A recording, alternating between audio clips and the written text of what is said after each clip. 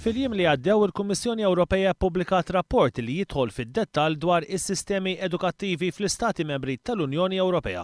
Paġna 28 tar-rapport juri li kif bħala medja fl-Unjoni Ewropea huma 19% tal-istudenti bla ħiliet bażiċi fil-qari, 22% ma jakkwistawx ħiliet bażiċi fil-matematika u 17% ma jakkwistawx ħiliet bażiċi fix-xjenza.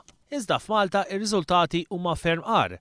Fil-qari huma 36% tal-istudenti li joħorġu mill-iskola ma jafux jaqraw, 33% ma jkollhomx ħiliet bażiċi fil-matematika, filwaqt li 32% ma jkollhomx ħiliet bażiċi fix-xjenza.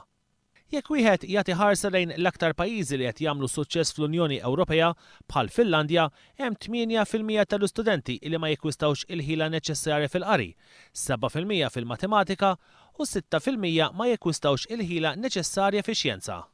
Riżultati simili fl-Estonja huma 13% tal-istudenti li ma jakkwistawx il-ħila neċessarja fil-qari, 12% li ma jakkwistawx il-ħila neċessarja fil-matematika u 8% ma jakkwistawx il-ħila neċessarja fix-xjenza.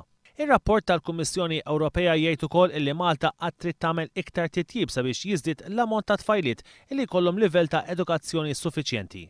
Ingħati li huma inqas minn 2/3 ta' tfajliet f'Malta li laħqu livell aċċettabbli. Paġna 15 tar-rapport juri li Malta għandha l-ogħla rata ta' studenti li jitilqu mill-iskola kmieni fost il-pajjiżi kollha tal-Unjoni Ewropea. Ir-rapport tal-Kummissjoni Ewropea jagħmilha ċara li l-mira tal-Europe 2020 Strategy hija li r-rata ta' studenti li jitilqu mill-iskola kmieni għandha tkun taħt l-10%.